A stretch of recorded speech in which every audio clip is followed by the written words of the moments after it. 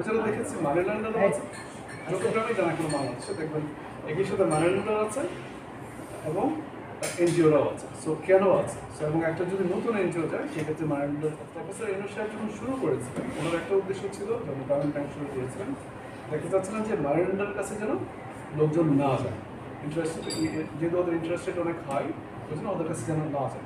তো আমরা দেখতে চাচ্ছিলাম যখন কম্পিটিশন বাড়ে বেশি করে এনজিওরা যখন যাচ্ছে গ্রামে, সেক্ষেত্রে এটার প্রভাবটা কী, মানি ল্যান্ডারদের উপর প্রভাবটা কী, বড়োয়ারদের উপর প্রভাবটা কী। তো সেটা আমরা দেখছি যে বড়োয়ারদের উপর একটা মানি ল্যান্ডারদের কাছ থেকে ইন্টারেস্ট রেট, মানি ল্যান্ডারদের কাছ থেকে ঋণ নেওয়ার পরিমাণটা কমে, মানি ল্যান্ডারদের ইন্টারেস্ট রেট কমে, মানি ল্যান্ডারদের কাছ থেকে কতটুকু ঋণ নেয় সেটার পরিমাণটা আমরা দেখেছি প্রায় 150টা গ্রাম, সেটা আমরা 4টে ডিস্ট্রিক্টে দেখেছি, উত্তরবঙ্গে আর হচ্ছে সিলেটের মধ্যে মৌলভীবাজার এবং মৌলভীবাজার, উত্তরবঙ্গের 3টা জেলা এবং মৌলভীবাজার। সো সেখানে আমরা যেটা দেখেছি যে আমাদের অনেক ব্যাংক রয়েছে, কিন্তু তারপরও মানি ল্যান্ডাররা আছে, সেখান থেকে প্রায় যে কোনো গ্রামে যদি যান 20 থেকে 30% লোন আসে মানি ল্যান্ডারের কাছ থেকে। কিন্তু সবচেয়ে বড় সোর্স হচ্ছে এখন গ্রামের মানুষের থেকে প্রায় 50% মানুষ এনজিওদের কাছ থেকে ঋণ নিচ্ছে। ব্যাংকের কাছ থেকে ঋণ নিচ্ছে সেটার সংখ্যা এখনও খুবই কম, সেটা 5%-এরও নিচ্ছে। বাংলাদেশের সেখানে ব্যাংক এখনও ওই কম্পিটিশনের দিক থেকে মানে বেশি করে যখন এনজিও যাচ্ছে, এটা একটা ভালো।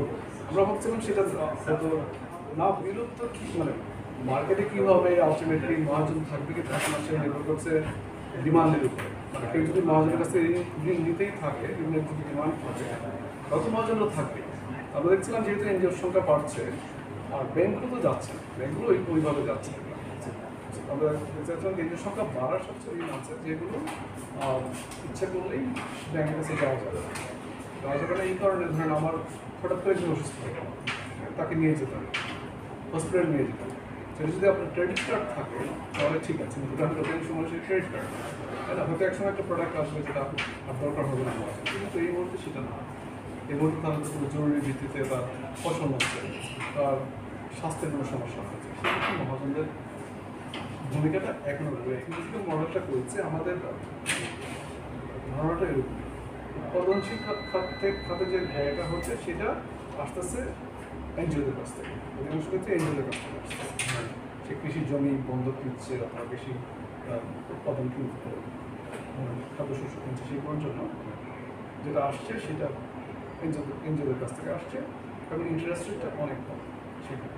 কিন্তু ধরেন মহাজনের এখনো পর্যন্ত রয়ে গেছে, যদি কোনো কারণে যেমন যেটা বললাম অন্য কোনো সমস্যা, হঠাৎ করে কোনো সমস্যা হয়ে যাওয়ার দরকার হয় সেটার জন্য ঋণ দিচ্ছে। আমরা থেকে হচ্ছে ব্রিজিং এবং এনজিওর মধ্যে কোনটার সুদ কম, তাই না?